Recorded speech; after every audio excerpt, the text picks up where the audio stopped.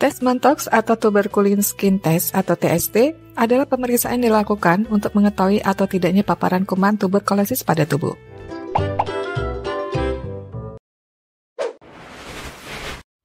Tes Mantoux merupakan metode pemeriksaan awal yang umum dilakukan untuk screening atau deteksi awal penyakit TBC pada populasi tertentu.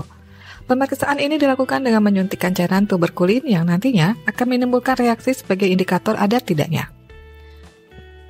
Tuberkulosis atau TB adalah penyakit paru yang disebabkan oleh bakteri Mycobacterium tuberculosis dan bersifat menular. Penyakit tuberkulosis tidak hanya menyerang orang dewasa, namun juga dapat menyerang anak-anak. Penularan penyakit tuberkulosis dapat melalui udara, misalnya saat penderita tuberkulosis batuk sehingga bakteri menyebar ke udara. Penyakit tuberkulosis adalah jenis penyakit paru yang disebabkan oleh bakteri Mycobacterium tuberculosis. Penularan penyakit TB dapat terjadi melalui udara, umumnya terjadi saat penderita TB batuk tanpa menutup mulut.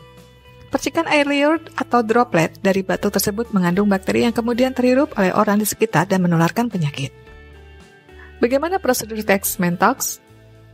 Tes Mantoux pada anak dilakukan dengan menyuntikkan sejumlah cairan yaitu PPD tuberkulin ke kulit lengan. Suntikan ini akan menimbulkan benjolan yang menjadi indikator tes. Dokter akan memberi tanda batas awal di sekeliling benjolan tersebut menggunakan spidol agar dapat diketahui apabila nanti terdapat perubahan ukuran benjolan. Setelah 48 hingga 72 jam sejak tes Mantoux dilakukan, dokter akan memeriksa kembali benjolan yang terbentuk untuk melihat adanya perubahan. Jika tidak muncul pembesaran pada benjolan, dapat disimpulkan bahwa hasil tes Mantoux negatif yang berarti pasien tidak terpapar kuman TB. Pada pasien dengan hasil tes yang menunjukkan penambahan ukuran benjolan, biasanya sebesar 5 hingga 9 mm dan terlihat adanya peradangan, ini berarti tes Mantoux dikatakan positif dan berarti pasien sedang atau sudah pernah terpapar kuman TB. Hasil tes ini memerlukan pemeriksaan lebih lanjut untuk memastikan apakah terdapat infeksi TB. Pemeriksaan lebih lanjut diantaranya ronsen torak dan pemeriksaan fisik lain yang mendukung diagnosa TB paru pada anak. Faktor apa saja yang dapat mempengaruhi hasil tes? Dalam kasus tertentu, hasil tes Mantoux tidak begitu akurat karena adanya hasil tes palsu. Pada hasil tes palsu, hasil tes akan terlihat negatif padahal sebenarnya pasien telah terinfeksi kuman TB. Untuk menghindari kepalsuan hasil tes Mantoux, Anda perlu mengetahui sejumlah faktor yang dapat mempengaruhi kondisi pasien.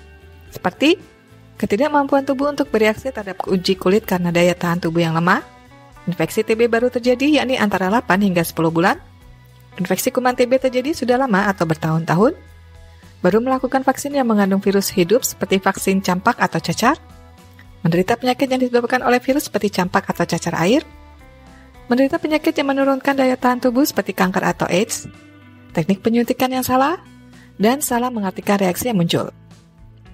Sementara itu, pada hasil tes positif palsu, tes Mantoux akan menunjukkan hasil yang positif, padahal pasien sesungguhnya tidak terpapar kuman TB.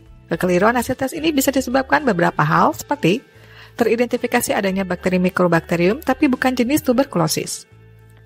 Baru melakukan imunisasi BCG, Bacillus calmette guerit, teknik penyuntikan yang salah, penggunaan botol antigen yang salah, dan salah mengartikan reaksi yang muncul.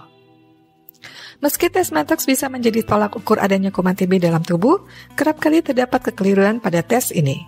Maka dari itu, untuk hasil yang lebih akurat, dokter biasanya akan merekomendasikan pemeriksaan lanjutan seperti foto ronsen dada dan pemeriksaan dahak, guna memastikan ada atau tidaknya infeksi TB dalam tubuh. Kapan tes harus dilakukan? Pemeriksaan pada anak dilakukan apabila muncul gejala sebagai berikut.